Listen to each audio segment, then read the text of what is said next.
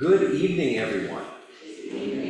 Welcome to St. David's for what promises to be a timely and insightful conversation. We are gathered tonight for a conversation on USAID, past, present, and future, an event designed to shed light on the vital work of the U.S. Agency for International Development and its evolving role in global affairs. In a world grappling with complex challenges, from humanitarian crises to geopolitical shifts, understanding the mechanisms of U.S. foreign aid and diplomacy is more important than ever. Tonight, we have the distinct privilege of hearing directly from two individuals at the forefront of this work, Dan McDonald and Rick Tyler, both esteemed directors with USAID. Dan, his portfolio includes the critically important work in the Middle East, a region facing immense humanitarian needs and complex political dynamics. Rick's expertise lies in Ukraine, where USAID's efforts are crucial in supporting a nation in conflict and in rebuilding.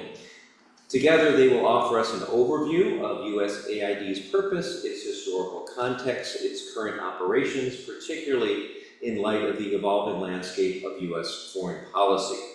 Following their presentations, we will open the floor to your questions, providing a unique opportunity to engage directly with experts on these critical issues. We have pieces of paper and pencils for those questions. Please raise your hand. Where's Cindy and her wonderful husband, Howard? They are equipped with paper and pencils, and they will be coming to your aid when you flag them down. So please join me in giving a warm St. David's welcome to Dan McDonald and Rick Tyler.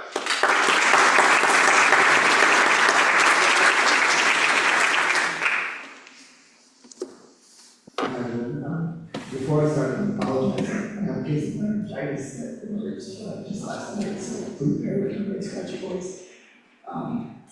We'll start with introductions and then we'll do a short presentation. But first I want to thank Father Chris for inviting us to reach out proactively, being aware of the importance of this is working, reading some of the headlines in the news, and he made it very clear that he wanted us to focus this conversation on basically he does, and to not have this be a partisan conversation in any way, and something that's comfortable to talk about itself. Having been nonpartisan public service over this for about 10 years in this field. And so I'm very excited for that conversation. It will be difficult to separate entirely from current events this afternoon. USAID is going to be very significant, basically, ending of the ages, generation of ages. And so I'm going to talk about the good work that's in that context. And so by way of introduction, my name is McDonald. I've been at USAID for about 10 years as a civil servant. I've been based in Washington, D.C., and my work has had kind of two phases. Initially, I worked in support of the senior boss of the USAID, kind of as an assistant, and then moved on to international travel. So I did that work in both Obama and the Trump administration, and a little bit for civic power at the beginning of the Biden administration. And then throughout the Biden administration, I've worked on the West Bank and Gaza portfolio, we call it. There's also a portfolio covering the Middle East Partnership and Peace Act. I'll get a little bit more into detail on what all those things mean. But it's been our assistance to the Palestinian people in the West Bank and Gaza, but it's also been Israeli and Palestinian international peace building work that the U.S. government until very recently was started. So that's, and then where I came from, my partners in that, I grew up in a small town just south of Toledo, Ohio. So for me, this area is really all my career. Essentially, I'm a Tigers fan, a Lions fan. This is, Toledo feels like essentially the kind of place in Detroit community. I grew up in a very small town, a very conservative town, and I was to a point when I had the church, I was a Boy Scout, and when I went off to college, that sense of service from those experiences, this is community, patriotism, again, living in a small town, and eventually moving to Toledo. Carried with me inside of international affairs, I taught English in Haiti, and then I eventually landed a job, dream job, basically I could go for those values there. So that's how I got here. The next business is great, but we're very happy to have the chance to explain to you what we did, what we said on behalf of the community. All right. My name is Tyler Green, but some people call me Rick. Yeah. Either one works.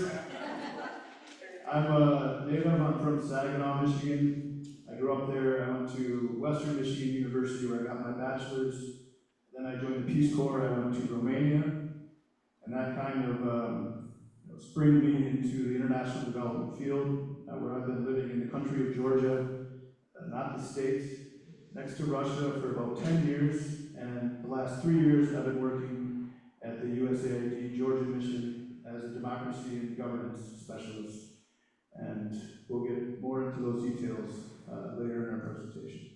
So thanks everyone for coming. Thanks Father Chris for having us. Sure.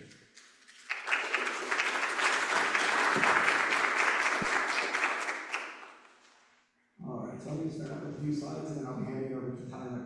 But first off, the most basic question, what is USAID? USAID is the U.S. Agency for International Development and Acknowledgement. In this case, we the work to help poor countries overseas, develop their economies, develop their health systems, basically become less poor. And so when you think of a success story for USAID, you look at a place like South Korea, that has a significant amount of USAID support, over time became itself a donor and a wealthy country. That's the aspiration for every country in which we work. And so USAID was founded by President Kennedy in 1961. And the idea was twofold. It was supposed to be the goal.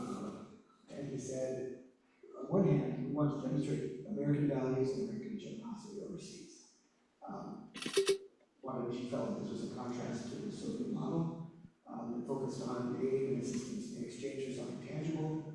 He wanted to demonstrate American generosity, but he also wanted to make sure that the United States was engaged in the world, not only the military bases, not only through diplomacy, but also through the intimate relationships that you build when you help farmers develop capacity, when you help teachers learn their trade, make sure that children don't die of treatable ever since 1961, this has been a mission for this entity. And that mission has evolved in some ways and in other ways it hasn't. Certainly advocate areas of focus, democracy and governance being a very significant part of the work nowadays, helping civil society organizations to thrive, especially in contexts of anti-democratic trends and dictatorship, that sort of thing. But throughout that whole time, USAID has had the same kind of twofold mission. And then, if you can be possible, actually, for all of you to see this map, but there's a map that shows where we work around the world. We work in just over 100 countries. Some of those countries are places where we're representing international organizations in Rome and Switzerland. 85, 86 of those countries are places where we have a permanent mission, we call it, USAID. So it's an office with a mission director that reports to the ambassador. So it works as part of the overarching Department of Defense, Treasury Department, Department of Agriculture, State Department effort in that country, without focusing primarily on building the local capacity in those countries in the world. There's also a pie chart on here that I don't believe that you can see. And it's maybe one of the most fundamental things to understand how that works. USAID's budget is, depending on the year, between $30 and $40 billion a year. That sounds like a very large amount of money, and it is a large amount of money. It's about $100 per American, give or take. But if you look at this pie chart, our portion of that chart is 0.8% of the federal budget. And so what we're getting for our dollar overseas, or $100 per American, less than that for poor Americans, more than that for wealthy, is this circumstance in which you can go to some of the most remote, impoverished parts of the world, and you could have a conversation with someone that's happened many times, and you could talk to your taxi driver and say, hey, I work at USAID, they can say, my cousin's life was saved because of a vaccine regimen they received. My aunt trained in one of your teacher training programs. You built my school. And so a lot of our charitable efforts, while you may personally give more to charity than each American contributing to the tax law, to government around the world, incredible around the world, even at times when our foreign policy is under question, even in places like Palestinian territories where there's tremendous hostility towards the foreign policy of the US government right now. When you talk about USAID, they say, that's the American people. And, and the American people are not the government, it's often referring to here as well. This has been our mission since 1961. The next slide. Here I'll just mention the areas in which we work, but I think it's important to understand another fundamental division for USAID. We have our development work, which is that long-term work to grow systems and structures. A lot of that involves working with local governments, with national governments, to build their capacity to take over, to say, for example, in the country of Jordan, we might say, what do you need in terms of water security? Not what do we think you need, right? And this is definitely evolution, this is one to work on. And then to work with the Ministry of Water to build the system over time. So that's the goal. Build the capacity, and also building the well-being of people with it. The other half of our work is what we call humanitarian assistance. I mean, the news you often see these terms used interchangeably, but humanitarian assistance is more like what FEMA does here. When there's a disaster overseas, USAID is the agency that responds to that disaster. And we offer this assistance to poor countries and to wealthy countries. Wealthy countries tend to turn us down. For example, after October 7th, we offered Israel assistance to help in the communities that were terrorized by Hamas. The government of Israel said, we're a wealthy government. Iran says, we don't need your help, but thank you. When there were major floods in Iran, our harshest enemies, we said to them, do you need U.S. assistance? They said, no thank you, because that would be an embarrassment to our government to accept Western assistance. But in most cases, countries say yes. When you go in with support from the military, you can helicopter ships, that sort of thing. You provide life-saving assistance, emergency clinics, and start to rebuild those systems and structures so that eventually we can come back to the longer-term development of those in the national bank. So within those two structures, we have logos on the screen here. The first one is the humanitarian assistance, and that's really a huge chunk of it, an emergency response. If you're here right now, in the news, the administration says that they want to protect some life-saving systems, and they need them in that first category. Some of the money for bags of rice, for emergency hospitals, is continuing, we're handing it over to the State Department. About 7% of our work in USAID is being handed over, the other 93% is ended. So I just want to make that clear, some work is continuing. That's primarily about humanitarian disaster response space. Other areas in which we work, which are the full list here, health is the largest portion of our work.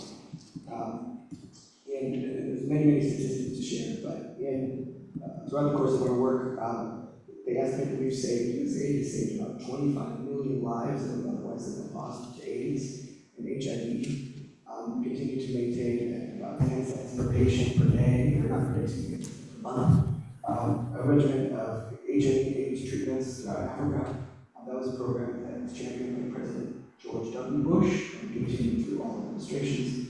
That program is now ending, but there was a hallmark. But that health program includes all kinds of treatment of tropical diseases, rare diseases, international studies, so there are broad ways public health teams, USAID has teams on the ground, and teams in Washington that have been supporting that work. When it comes to education, again, as I said, over a 10-year period, 93 million children who receive access to education that they would not otherwise have received without support from USAID. Which means building schools, administrative teachers, it means working with ministries of education to ensure that their curriculum are serving the needs of their students, that their staff are able to run complex national education systems. All of these things fall in our category. Democracy, rights, and governance, I mentioned earlier, 2,000 civil society organizations around the world that we're working with. This includes places like Venezuela, it includes the entire Republic in more detail, it includes many of the countries that are facing a democratic backslide in Eastern Europe, a lot of support to elections as well.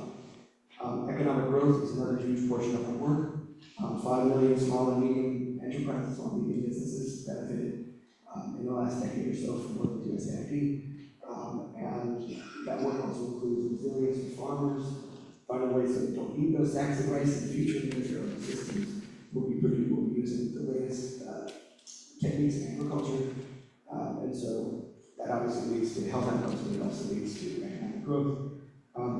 Environmental work, not just climate change work, which tends to ebb and flow based on the administration in office, but also work to do things like preserve rainforests, preserve natural habitats, help countries be resilient to drought, famine, that sort of thing. And then finally, work that is close to my heart, conflict and peace work. So work I mentioned between Israelis and Palestinians, trying to get into communities where there's a lot of anger, frustration, where maybe there's a risk that young people will turn to terrorism, violence, crime, and again, I'm speaking around the world here, but instead entering with interventions that say there can be another way forward, there's a way to live with your neighbors, there's a way to live in peace, and then all those other areas hope to offer that light of hope that prevents people from turning towards desperation. So those are the broad categories, and in each of those there are many, like dozens of smaller categories.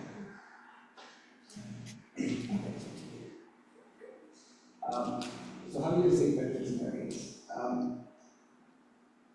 One of the most common refrains right now when people are talking about cuts that the administration is making is they say, but I don't think we should be doing that work.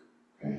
And I think that's a very reasonable thing to believe. It's not my position to tell anyone. Like I have my own position on this, right? I think there's a lot of value that this work provides from a moral perspective.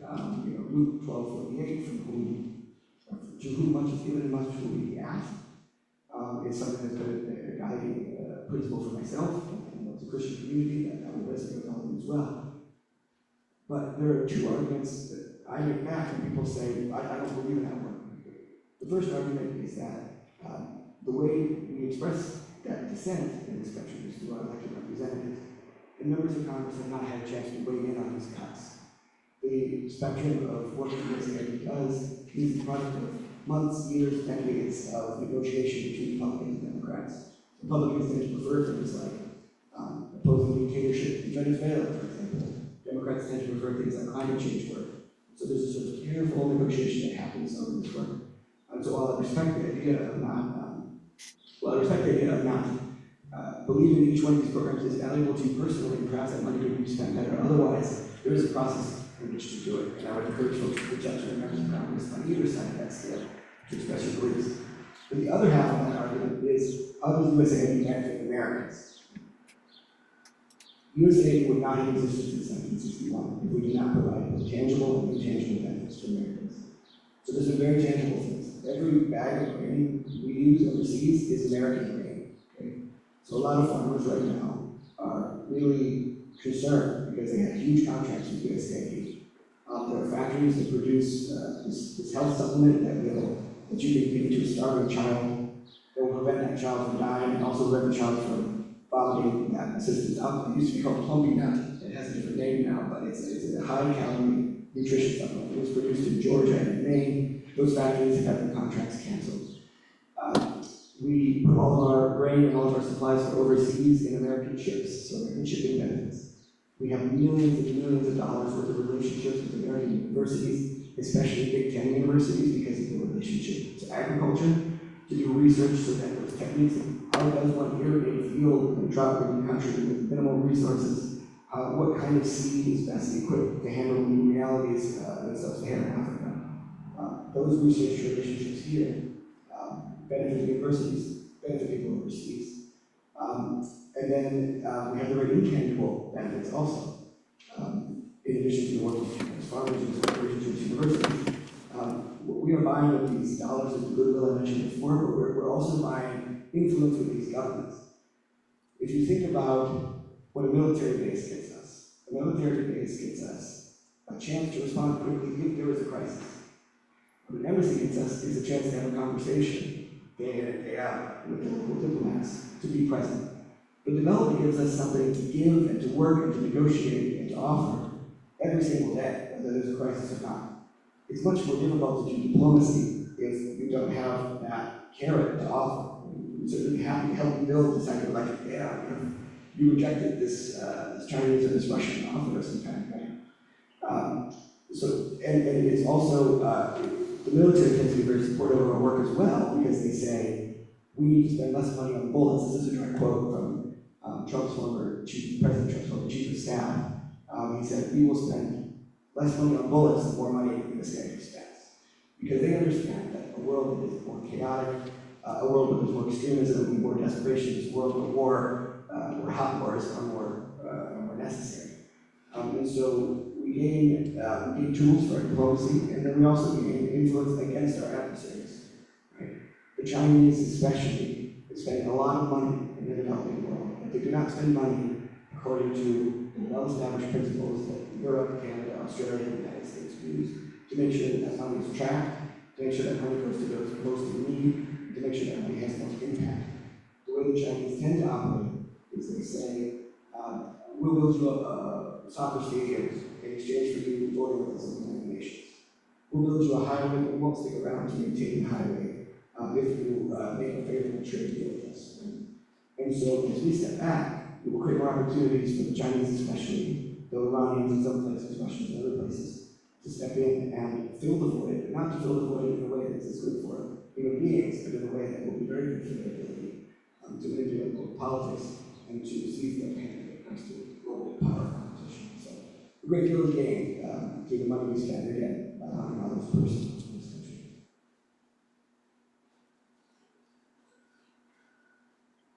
And so we're going to do this thing. I'm going to talk a little bit more specifically about my work, and then I'll turn it over to Tyler to talk specifically about his work, and then he'll move to some general principles before there's a question.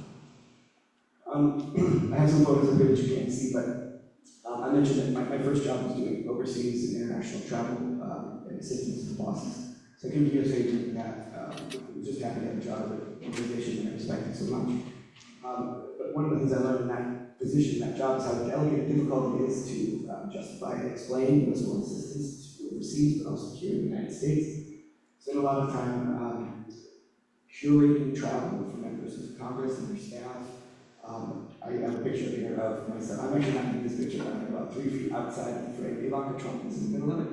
She was a great supporter of our work in the first Trump administration, especially work related to women's economic empowerment overseas. So I organized trips to take her with USAID leadership to Colombia, to the Ivory Coast of Africa. And then I did the same for Domestic Power. And then I came to the West Bank Gaza mission, and that's probably, I would imagine, where your interest would be. I worked in Washington, so I was the representative of the teams in Tel Aviv, Jerusalem, and Ramallah. went again to the Congress, the White House, the press, and lobbyists. I did that work for the last 4 years, and I helped to establish our operations under the Middle East Partnership for Peace Act, which President Trump signed in December of 2020. It was a landmark piece of legislation named after former Congressman Lisa Lowey, who just passed away a month or two ago. She was a great champion of Israeli Palestinian peace, and she wanted her medicine on retirement to be $50 million a year that would help grassroots organizations, Israeli Palestinian, meet, do work together, learn together, and eventually, hopefully, constituency for peace that would help achieve a two-state solution, which was her aspiration. So I helped to establish that program in USAID, helped to select the organizations that we funded, helped to justify that work. Again, I mentioned the bill passed with overwhelming bipartisan support. And we had Republican skeptics here and there. We had accusations in the press that I had to explain. But in general, my work was to talk to a bipartisan group, to talk to Israelis and Palestinians about peace building work, and then also to do the same when it came to the assistance, development, and humanitarian that we provided in the West Bank and Gaza. I had the opportunity last year to go to the State Department and help to think about a post-conflict Gaza that the Palestinian people, the Israeli people, the Arab leaders of the United States and Europeans could accept a vision for that. We came pretty close. Our administration was slow to come around to harbor those proposals. When they did at the end, those proposals were largely the product of my team's work. There's still hope that those proposals will be taken up by the Trump administration, but that was a bit of what I did kind of on the side. And in the context of the post-October 7th battle in Gaza, a lot of work was figuring out how to facilitate humanitarian assistance in Gaza. My career did not focus on military work, but it became a better job because the crisis in Gaza has been absolutely dominating the region, and it threatens stability in the neighbors in the region as well. So I won't talk for a great deal longer about this, but I'm very happy to answer specific questions if that's of more interest. But if the general stuff about USAID is of more interest, I'm happy to answer those as well. So thank you very much, and I'm going to tag. Thanks. Excuse me. Thanks, Dan. Before you begin, we've got again some comments on Zoom that if you can speak slower and into the mic so the audio can. And if we have any doctors, if you could cure his laryngitis, that would be really helpful. So just a tip. All right. Sounds good. So again, I'm Tyler Green. I was working at the Democracy, Human Rights, and Governance Office at USAID in Georgia. To just explain what USAID was doing in Georgia, we have to look at the context of Georgia first. Georgia was part of the Russian Empire and the Soviet Union for over 100 years until 1991, when the Soviet Union collapsed and Georgia became independent. When that happened, there were a couple civil wars. It's kind of hard to see on the map, but in a couple of regions, and there were many refugees fleeing from those parts back to the part of Georgia that was administered by the capital.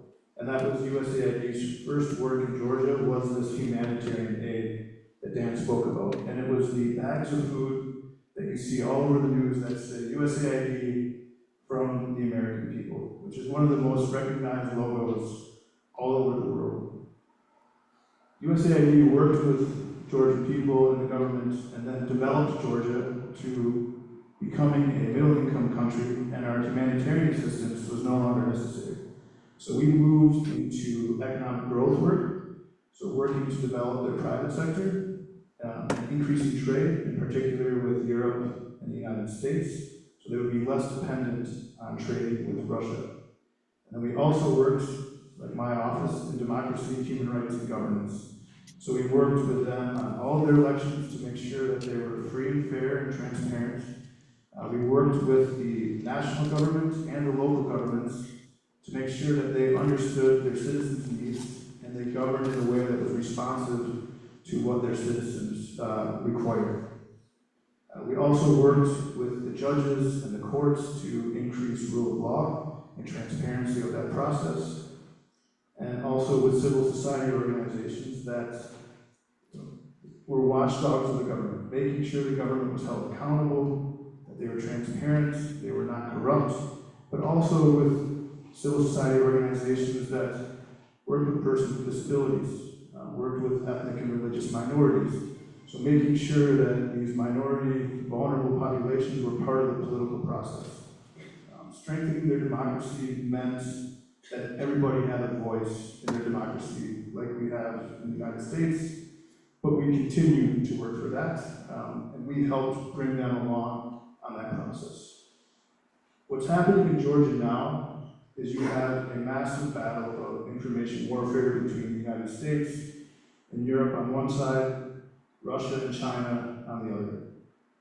So USAID was kind of the tip of the spear in our battle against Russia and China and Iran, getting Georgia to become a member of the West, of Europe, partner of the United States, instead of going to autocratic dictatorships.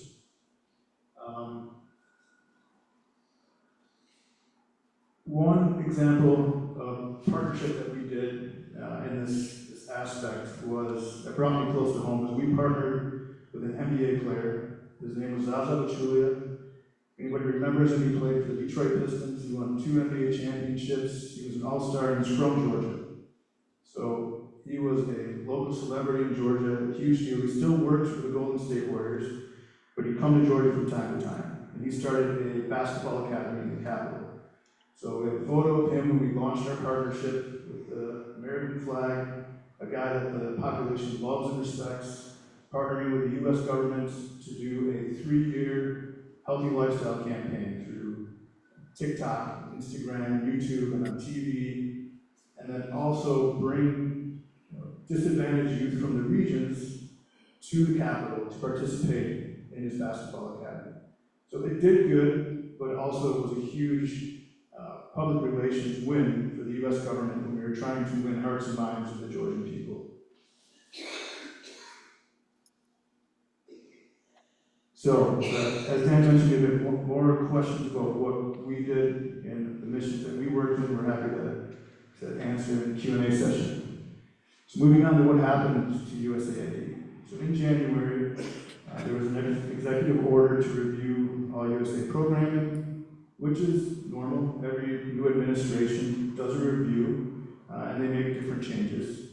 But all of a sudden this time it was very different, where they stopped all funding. So all of that food that Dan was speaking about, all the medicine, it was no longer flowing. People weren't receiving the services or medicine that they needed. And USAID staff around the world, we were completely locked out of our systems. Not all of us, but a group of us. I was one that was included. And woke up one day and I had no access to anything. And this was for Americans serving all over the world. Georgia is not very dangerous, but in some dangerous places, this happened. We had no communication. We didn't know what was going on. If we look at where we are now today, over 83% of all USAID programming has been canceled.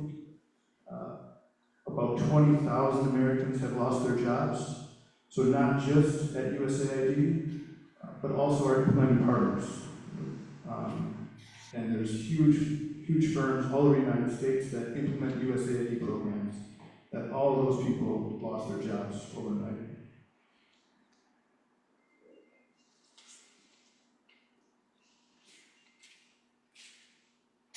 And then since this happened, there's been a lot of misinformation going through the media. And I do think it's important to highlight some of the main stories that were said about us. So one was that USAID spent $50 million for condoms for Hamas. So this was not true. USAID works in HIV and AIDS prevention, and there's a region in Mozambique in southeastern Africa named Gaza. And we were giving condoms to prevent the spread of AIDS in Mozambique. This then became Gaza, Palestine, which then became condoms for Hamas. Then I think it was Hezbollah, and I think ISIS. So a lot of misinformation that really changed and spread. It was also claimed that we spent hundreds of thousands of dollars on a transgender opera or a transgender comic book, which is also false. That money did come from the U.S. government, but it was from the United States Department of State, not from USAID at all. It was also said that we spent $2 million for sex changes in Guatemala, also false. We did spend money supporting civil society organizations in Guatemala. One of those organizations was an LGBTQI+ group that's advocating for the rights of that community, but none of our money went to paying for any such changes. It was just for advocacy for human rights. Also, a popular one was that we spent $6 million for tourism in Egypt.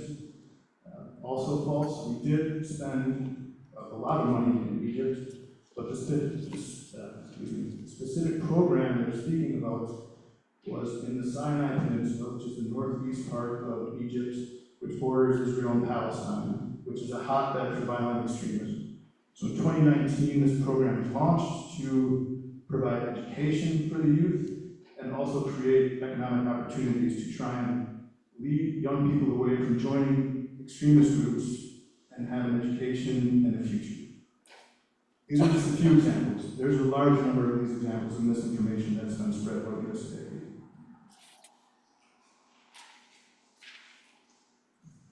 What has been the global impact closing USAID? So as Dan mentioned, most of our humanitarian assistance has been paused.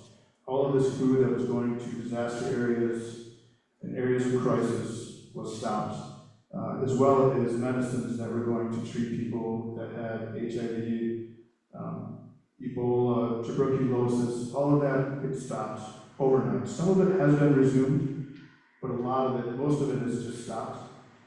There are estimates that hundreds of thousands or up to over 1 million people will die because of the sudden seizure of USAID assistance. Because of the economic growth programs that we stopped, those helped with the farmers that Dan had mentioned, that increased food security in countries, and that lifted about 24 million people out of poverty in 10 years. All of a sudden, our assistance to those farms, to those businesses has stopped. So we're not going to see a decrease in poverty, we're going to see an increase in poverty around the world. And then in my work, we're going to see a rise in autocracy around the world. We're no longer going to have this democracy, human rights, and governance programs to work with governments that want to be democracies, where the people want them to be democracies. That support is stopped, and we're going to see a rise in autocracy and a decline in democracy. And what are the domestic impacts of closing USAID? We're going to hurt American farmers. The United States produces more food than Americans can consume. And that excess food is bought by USAID to provide these from the American people, rice bags, or whatever agricultural crop it is. $2 billion per year is now going to be lost from the pockets of American farmers. Also, when this food is shipped, there's a stipulation that it has to be shipped on an American vessel, which has to have 75% American crew. And that's also a huge hit to the American economy. It's going to hurt our national security because of our wide-ranging network in all these countries around the world. The Department of Defense depended on us for expertise if they were doing any kind of work there, especially disaster relief. And the goodwill that Dan had mentioned, these bags that people see, people interact with the United States not by having a meeting with the U.S. ambassador or a political officer. People interact with the American people through USAID, receiving medication, receiving food, receiving some kind of education, or a healthy lifestyle campaign with Zaza Pachulia from Detroit Pistons. That's what people know about America, and that's the goodwill that we built over decades that we will no longer have. There's a risk of a global pandemic. We just had COVID-19. When there are infectious disease outbreaks around the world, USAID is at the forefront. We have professionals that are there that stop the spread of these diseases. There are so many of these outbreaks in Africa that we never hear about. And that's because USAID is there to stop it, so it never reaches our borders. We've learned that infectious diseases don't respect borders, and now we're at risk of more infectious disease outbreak. We can see a rise in violent extremism. We are no longer working in these areas where people are prone to joining a violent extremist group. We're no longer providing them education or economic opportunities. And then, I think an important aspect for us is how this happens. We are at risk of losing the power of the congressional branch. Typically, there are these reviews, it takes time, and the federal budget is decided by Congress. Now, the executive branch has basically taken that power away, and that sets precedent. So it could be any president for the future can use this as the precedent for taking executive action away from Congress, and this hurts our democracy in the long term. So what's next? That's a very good question. USAID is officially done for now. If we want to bring this type of work back that benefits the world and also Americans, it's going to take years, maybe decades, but it's something we can do. It's something that John F. Kennedy started, and we built, and we can do it again. It takes civic action. It takes speaking to our representatives, informing people of how much this means to us and our country. Thank you very much, and we're open to questions and answers.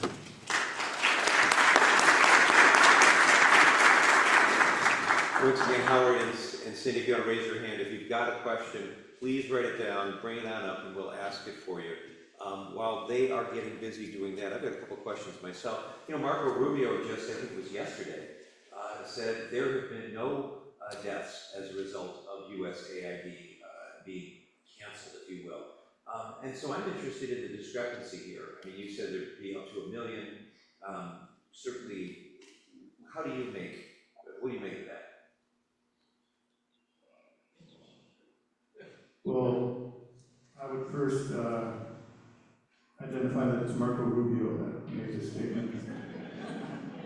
I apologize. Marco Rubio has made many statements in support of USAID and increasing the budget until, the past few months he's changed significantly. And that would be his agenda, would be my opinion. But there are experts from the World Health Organization, from the Bill Gates Foundation. Bill Gates himself is the one that expected over 1 million people will die. Bill Gates spends so much of his money partnering with USAID. His organization, Gates Foundation, partners directly with USAID. All around the world, he visits USAID missions around the world. He knows more about USAID than Elon Musk. I understand where Marco Rubio, why he would say that, but I would just say that's not true, and there are more credible people who highlight the deaths that closing USAID will cause. Maybe I'll just add to that. There are quite a few news reports now where people are going to the clinics for provide AIDS medication. Just saw one yesterday, the clinic is shuttered, it served about 2,000 patients in a month. It provided those very cheap drugs that prevent the onset of AIDS, that prevent injury to AIDS. And then they went out to the communities and they said, well, how will you afford this medicine? And one said, I'm in high school, I can't afford medicine. Someone else said, I already see sores re-emerging on my skin because this has been cut. And so, time to use the statistic, 83% of our funding. I have seen the statistic, 93% of our funding. And if that funding includes food assistance to malnourished children, it includes medicine for endemic diseases, it includes pandemic treatment and prevention. It's very difficult to understand how no lives get lost.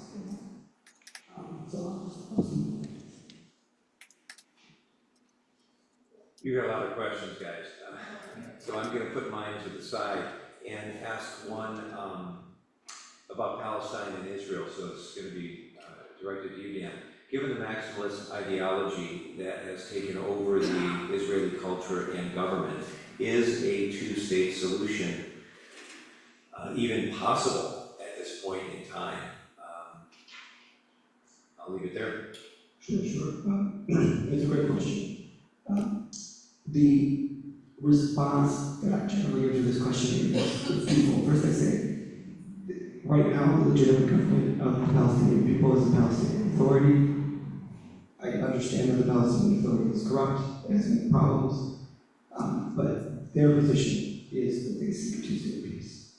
And so, while it does seem as distant as it's felt in a very long time, I think it is incumbent upon us to build up institutions and respect those institutions within Palestinian society. And part of that is listening to them about the vision for the future that they would like to see. Second, it is, I think, a tendency to dismiss the two-state peace, but not to argue vociferously for a different vision. The alternative visions are a one-state peace, and for the most extreme elements within Israel, that means ethnic cleansing of Palestinians from the land that they currently occupy. And for the most extreme elements of the Palestinian society, that means the same for Israel. And for a very small subset, that means a shared ecumenical multi-ethnic nation between the Mediterranean and Jordan River, in which there is Israel and Palestine as one nation. And I think that the first two of those options are even more horrific and less acceptable, and neither people would allow either to unfold, and the last is even less likely to be able to unfold than a two-state peace. And so I think for those of us that are wrestling with this question, we have to say that a two-state peace is the aspiration. The Irish seeking independence from Northern Ireland, or even peace between Northern Ireland, between the UK and the Republic of Ireland, spent many decades in times of hopelessness to achieve that peace. That struggle continues, the hostility continues, but a major part of achieving that peace was grassroots peacebuilding efforts like those that USAID funded, that over the course of many years resulted in hundreds of thousands of people, maybe millions, who had engaged in some way or another with the other in a structured way. So I think the horizon is distant, the horizon is obvious, and it needs to continue, though now it will continue without US government support. Here's another question. In the meantime, are there other countries that are stepping up? Certainly we've heard about Russia, we've heard about China, but to do the work that the US can't do, or is it just a void? I can speak about Georgia and Eastern Europe. European Union and European countries that are part of the European Union are required to have a certain percentage of their federal budget, central budget, to assistance work. We worked very closely with the European Union and other European countries. We were the leader in making sure that these organizations got the support. We were actually given, when this happened, a gag order. We weren't allowed to speak to any other embassies about the support that we were no longer providing. We couldn't speak to the media, we couldn't speak to anybody. I was getting emails from different embassies saying, Tyler, what the heck, you were leading this, all of a sudden you're silent, and I couldn't respond. I did though. They couldn't tell me who I couldn't have beers with after work, and what I could tell them when I was having beers. So other European countries are trying to fill the gap, at least in Moldova, Ukraine, and Georgia, where it's the forefront of the fight against Russian autocracy. Also, China is trying to move in. But in other parts of the world, especially in Asia and Africa, I think there's a huge gap that we're leaving that the Europeans are not so vested in. Perhaps Dan has other insights, but I think that's how it is. That's very reflective of my own experience. It is a good question, and I think one that where I think President Trump is seizing on a piece of the truth here. Similar with support to NATO, support to international development. The United States is the wealthiest country in the world, but we also bear the largest burden when it comes to maintaining these international systems. But to Tyler's point, the way to do that is to say, okay, in the coming years, we will be stepping back. How can we coordinate to hand this work over? How can we ensure that the resources are there? Where can you step in? We step back. What are our priorities? And that happened in the first Trump administration. So we know it's possible. USAID's budget was reduced somewhat. European allies stepped forward in some cases. But the gap we're leaving of $40 billion is not replaceable with the internal politics of any of our allies. Even if they increase by multiple percentage points their contributions, it's just too large of a gap and it happened immediately without any planning. Dan, a two-part question for you. You mentioned humanitarian assistance was delivered to Gaza since Israel's onslaught after October 7th. Can you provide details on what form that assistance was and whether it actually reached Gazans? Any stats on what made it in? And part B is, also I'm one of the people laid off by a partner of USAID, which is American Institutes for Research. And I was working with a large team on FEWS and ET FuseNet, the famine early warning system. What future do you see for that project? Will it be acquired by a private party or a foreign government in your prediction? I will do my best to answer the second question first. We are not the only, so the family early warning system and the FuseNet are essential tools to use data scientists, satellite imagery, knowledge about economies, knowledge about food stocks, inflows, outflows, to say there's likely to be a famine here, and we therefore need to, or severe food insecurity at 5 levels. We need to move resources in to be prepared. The U.S. is a significant funder, but not the only funder, and I think that will continue because it is vital for everyone else who is continuing this work. Now, I don't know how long it will take, who will fund it, what form it will take in the future, but I believe that others out there to the extent that some form will continue. As far as humanitarian assistance to Gaza, this was a source of constant consternation, grief, frustration for those of us working within the administration. I don't want anyone here to pretend that, I don't want anyone to have the impression that the problems in Gaza began with the Trump administration. The Biden administration did not lean in heavily on Israel in particular to open additional pathways for assistance. The assistance was extremely irregular. There were times when thousands of trucks full of assistance was waiting at the borders of Gaza. I am certain that people died of starvation and malnutrition in Gaza because of the U.S. government's unwillingness to people afford them. You would have been, I think, surprised watching the news to have been inside the workings of the U.S. government, because the position I just described is functioning universally held in the State Department, USAID, and large portions of the Department of Defense. I think there was a sense that the president's personal commitment to Israel, his continuous friendship with Prime Minister Netanyahu would prevail, led him to be let off to some degree. So there were periods where there was assistance within, there were periods where there was flooded assistance, but there was never enough assistance since October 7th in Gaza. And now we're in a situation where it's been functional, literal blockade for weeks, maybe months now. And the efforts that they're making now to establish a new organization that can distribute foreign assistance is in contravention of decades of global consensus about how humanitarian assistance must be delivered. It must be delivered in a partial manner, and it must be delivered by universally agreed upon international organizations. Governments must not restrict its access. Terrorist organizations must not seize it. Criminal organizations must not seize it. And so there was a period where we were meeting those standards in Gaza, but there were many periods where we were not. We could spend the rest of the time talking about whether it was Muslims, criminality, was it Israel? But I think the story writ large is that the people of Gaza have been tremendously failed by a lack of leadership from the U.S. government, especially because I think we are in a position to apply leverage to multiple actors in that scenario, very much including the government as well. So we'll leave it at that. What do we need to do to get USAID staff and services fully restored? Pray. Well, you're in the right place to do that.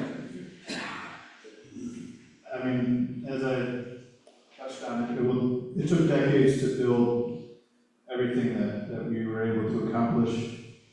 And And it's not just USAID, it's all of the partners that implement these programs. There's huge organizations based in all over the United States that implement programs, and all of that staff, everyone has been fired. So it's not just, if we just all of a sudden bring back this money and expect to be able to implement it around the world again, that won't happen. The organizations and the private sector partners have to restaff and build up. And I'm sure there's going to be skepticism, because why invest in starting a new company when you know in 4 years it may be gone again? So it's going to take a lot of trust, a long time to rebuild everything that we have lost. But as I mentioned, if we are vocal about it and are active and speak to our representatives, they do listen to us, whether we believe it or not. So if we keep pushing, then maybe one day, a future generation of Americans will have a USAID type of agency again. As two folks who worked intimately in USAID, a big reason for these cuts, of course, was we see a lot of waste. And there's going to be waste in any federal government agency. Where have you guys observed waste? And if you were going to clean things up, what would you have done? I really like that question, because when President Trump was elected, he said, okay, we've been through this before, and we're going to set some new standards. We had excellent leadership in the first Trump administration. There was a shifting of priorities, but there was also cutting of budgets, as you mentioned. And all of us kind of started to get our notes and say, well, where would we really like to see this place tightened up a bit? Okay. I reject the idea that there's one waste at USAID. A lot of the examples that Tyler gave were presented when you say waste. Those are the examples. The 15 million condoms for Hamas, right? Not so much the inefficiencies that come with managing federal bureaucracy, but there are inefficiencies there. The largest inefficiency that we may never get around is that Congress really wants to understand and micromanage the internal workings of federal bureaucracy, and good reason. It's hard for a conservative member of Congress to justify foreign assistance if they can't say that I know for sure where each dollar went. So we spent a huge portion of our time and our energy documenting where our dollars go, a huge amount putting into systems that until February were open and available for the public to see. You could pull up maps, you could pull up all kinds of reports. We had an independent inspector general. So I don't know if I'll call it inefficiency per se, but a lot of time that's not spent providing assistance to those most in need is spent tracking how we do it and making sure that it's all on board and it's not corrupt. I wouldn't necessarily advise changing that, but I do think we could have strengthened ourselves when it came to things like performance management, so that the best and brightest rise to positions of leadership rather than sort of those who have the most tenure. Always, I think we have something to learn from the private sector there. There is a lot of emphasis on engaging the private sector when it comes to, maybe we can spend $100 instead of $200 because Coca-Cola or Microsoft or someone else agrees. They emphasize that sort of work as a way to get more bang for our buck. I lost it here. But the, and then I guess I think what we thought the administration was doing at the beginning, which was to say, what do the American people want to see most? Do they want democracy and governance programs, or do they think that that's less? Do they really want that medicine and education to be more tangible, right? And to sort of focus our energy so that we're not. There are some countries where we are doing too little in too many sectors, and we should really double down where I guess impact for the dollar is what I would emphasize. And then the final point I remember is again this idea of coordinating with other donor governments, so the wealthy governments, the UN and others, spending a lot of our diplomatic energy encouraging them to step in more so they can step back more. I think we've been really good use of our time and energy. The issue is that people who would have done all of that are those of us who no longer have our positions. And so I think the administration, I hesitate to say the administration, I think Elon Musk personally had a vendetta against USAID.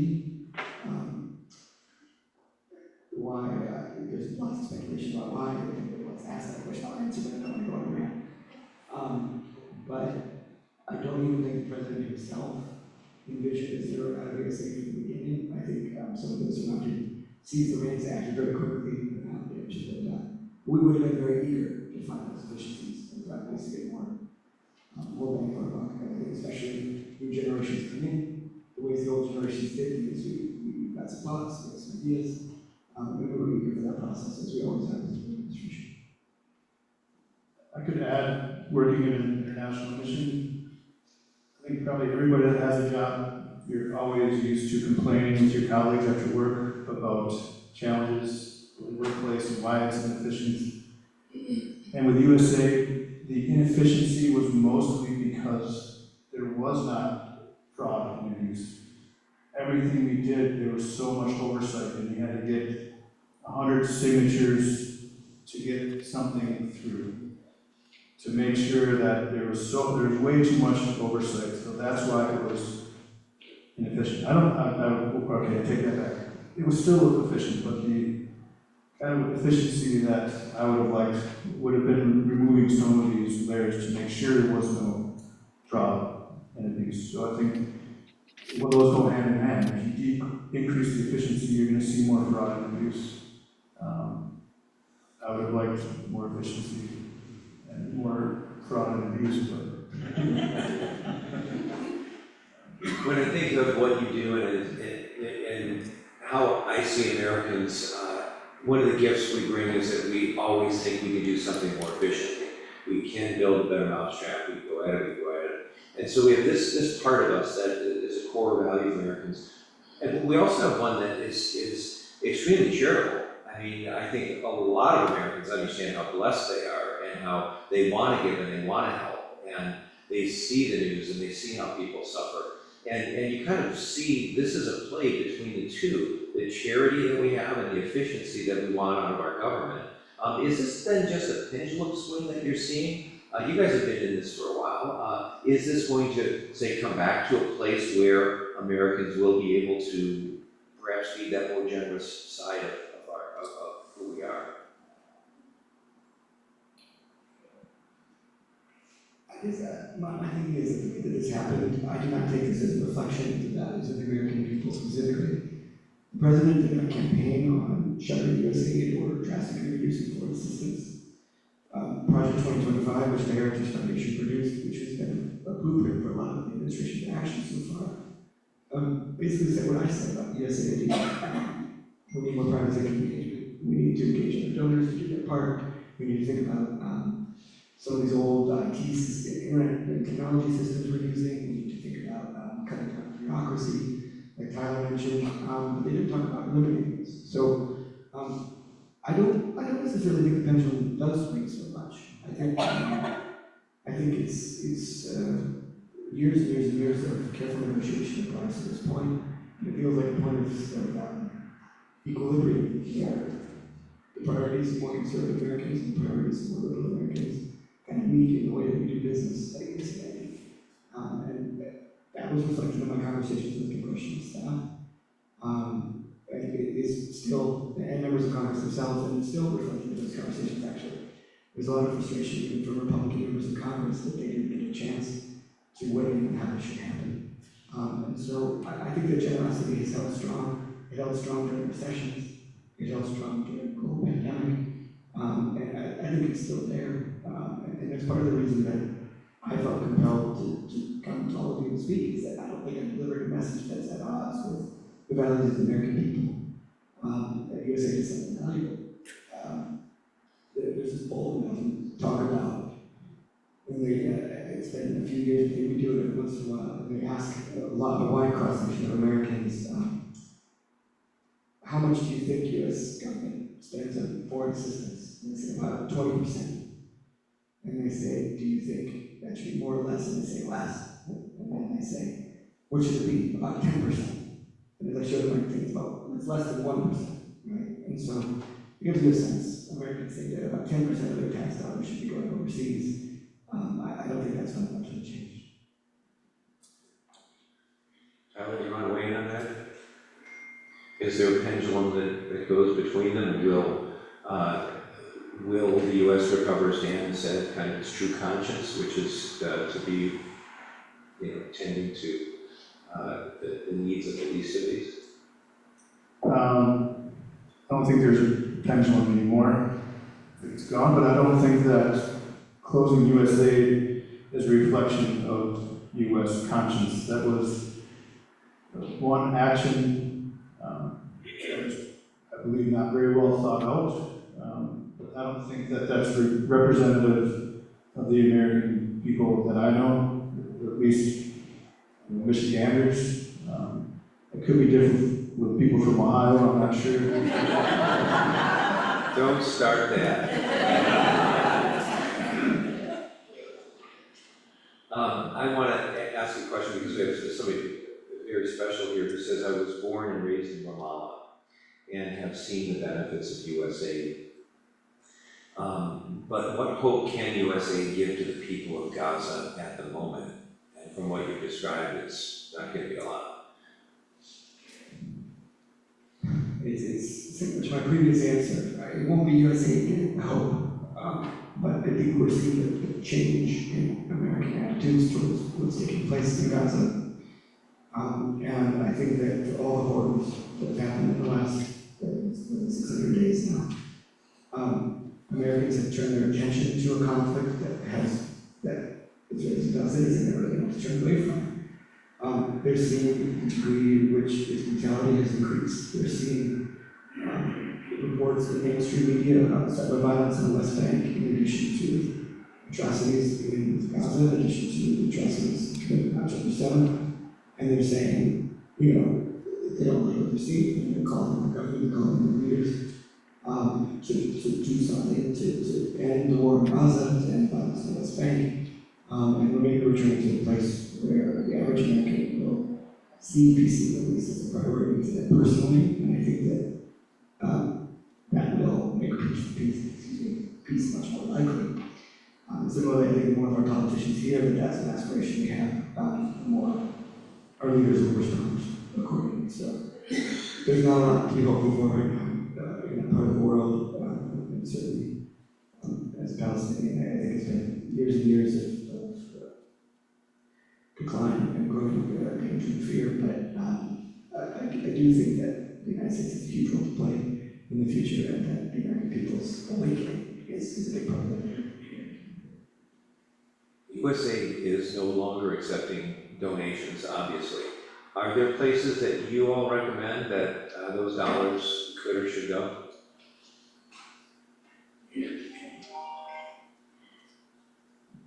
That's a good question. Now, if we're complaining about USAID efficiency, that we're not efficient, UN agencies are about 10 times less efficient than we are.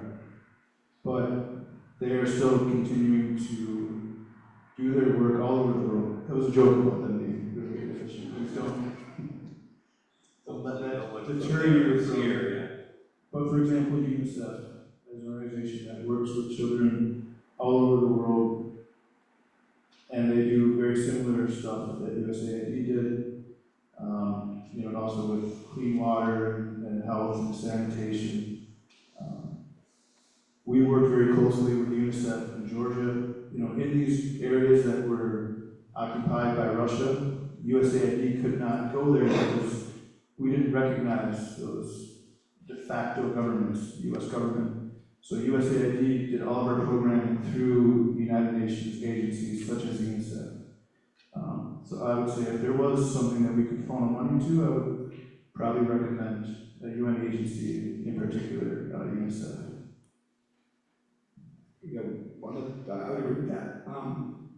I think there's sort of two poles in my reckoning. There's the very large, which I would suggest UN agencies. The World Food Program does most of the humanitarian response in Gaza. For example, through USAID, USAID will do it through the food program, another UN agency. So either the very large or the very, very small. So if there is a school that you have some reason to have a connection with, you can be sure that their overhead is much lower than the overhead is going to be for the mid-sized organizations. And so I think having a personal connection in the sense of personal accountability with a small organization is very valuable. Having the efficiency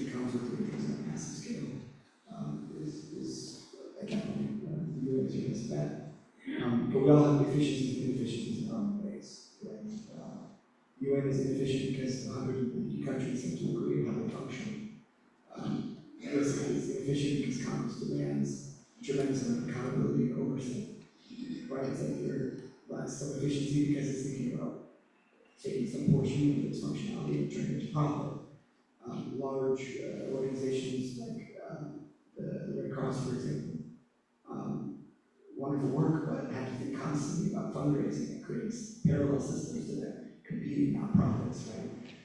So I don't think you'll find, and then the small organizations might be very efficient for 20 students, but that's not the same as, say, a country's education system. And so I wouldn't let inefficiency dissuade you from an organization you believe is doing good work. But to think about which of the inefficiencies you can most tolerate is very cool. Let me ask you a question that's come to us from the Zoom chat room here. And John Kennedy initiated USAID in '61 in response to the Cuban Revolution. Its mission then was to prevent other anti-US revolutions in Latin America. Isn't that still the USAID mission? If not, when did that change and how did that change? Thanks, Frank.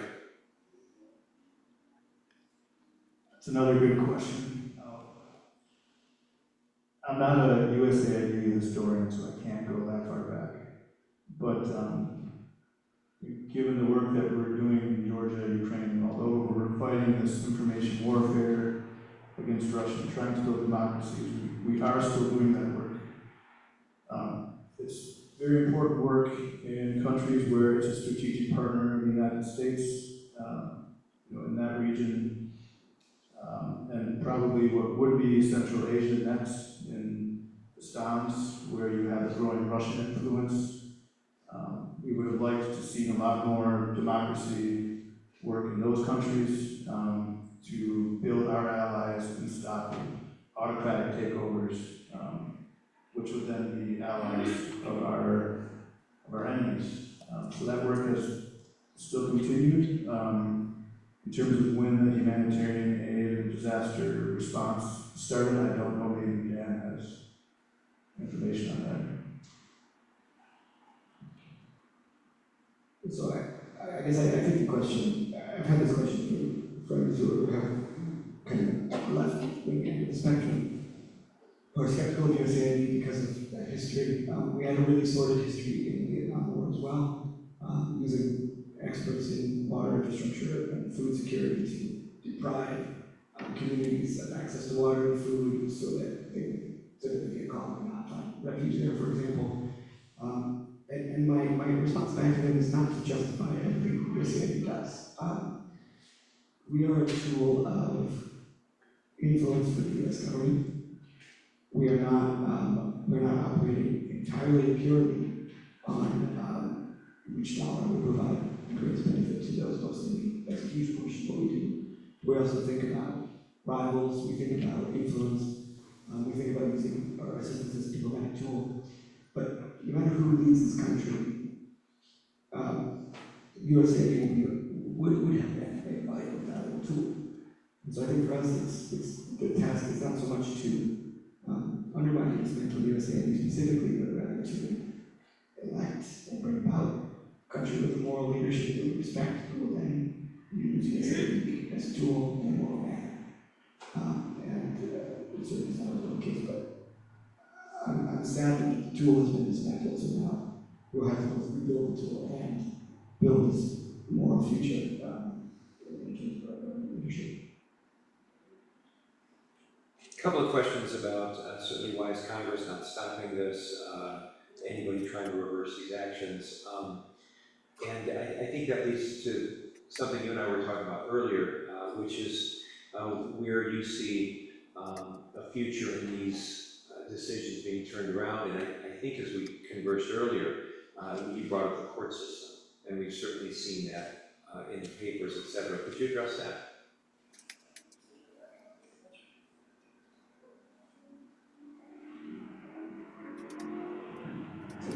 Time's been living overseas, in Washington's DC suburbs, and so I've had the opportunity here at the Capitol Hill and join federal workers to talk to members of Congress and their staff. And a lot of my colleagues have followed closely. And we've been receiving a pretty warm welcome from congressional offices, including Republican offices. The Democrats say this is terrible, we oppose it, we're having hearings, when we're back in power, we'll fix this, right? The Republicans are saying there's a lot of court cases going forward, and our boss isn't going to publicly go against the president until there's a court case to hold up that says the Supreme Court agrees that this is illegal. The Supreme Court agrees that this is going to end by Congress. And I understand that. And so, while we'd like to see more coverage here, it's pretty evident.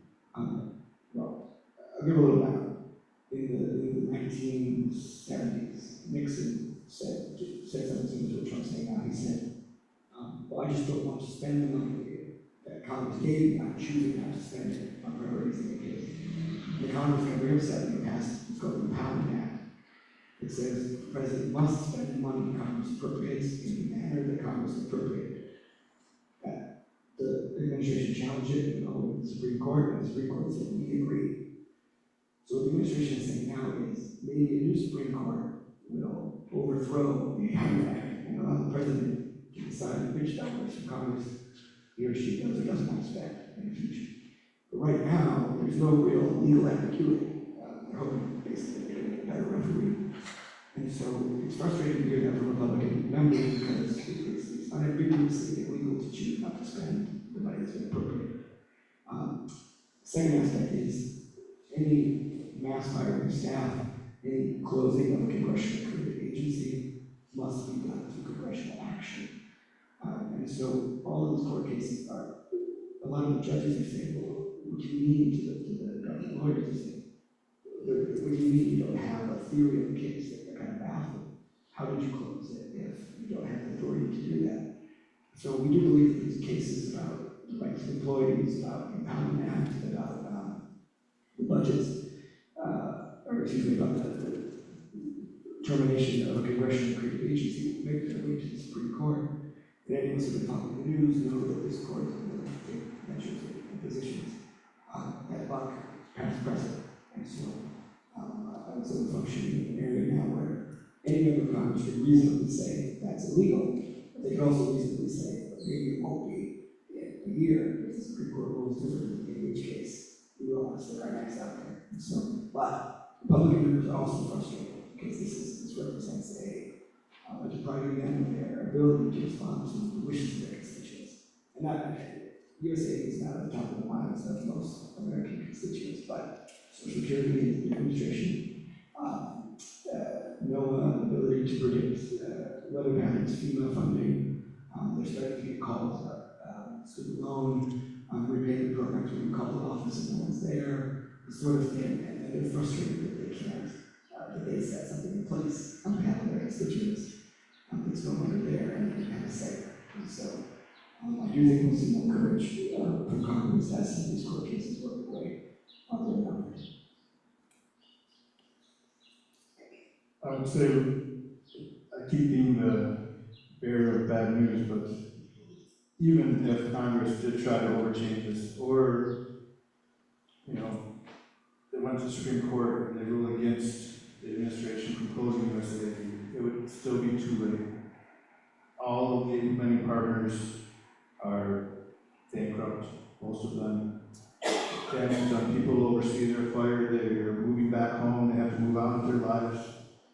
So, maybe in 2 years, if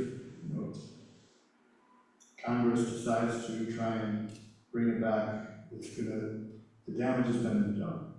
And it will be a long time until we get it back, regardless of Congress or the courts. Okay, that leads me to another question from our audience here. Are you working now? How are you paying your bills? I am not working right now. I came to the United States to visit my parents, and they're paying all the bills.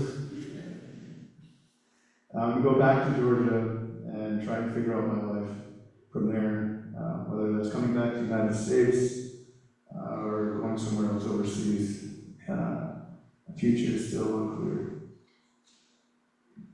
That's true for me as well, though. I was fortunate as a civil servant. USAID has many different ways people are hired. Direct contract with the government, foreign service officers, civil servants. I was a civil servant, so I had significant protections, which the administration mostly ignored.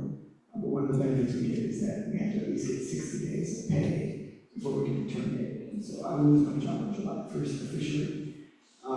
My only duties right now involve writing a few final reports to kind of codify what's happening since January 20. But otherwise, not working, and neither are almost no one of USAID's 11,000 employees is working right now, unless they're focused on the process of terminating us, moving staff back home from overseas, and kind of close out procedures. Most of us lose our jobs on July 1st, some lose their jobs on September 1st. And after that, there will be 0 USAID employees. There may be like 12 that technically 0 USAID employees working at the State Department because their jobs are considered listed in the law. But the other 11,000 without a job will not compete for the same jobs. And all the partners for everyone. So it's time for us to think about alternative careers. So we will see. Chris, if you're hiring. We're not hiring, but we're talking to generous people. I'm going to ask Howard to put a basket in the back of the narthex table. And if any of you feel moved as you leave, you are welcome to make sure and put something in that basket, and we'll make sure it gets to you guys.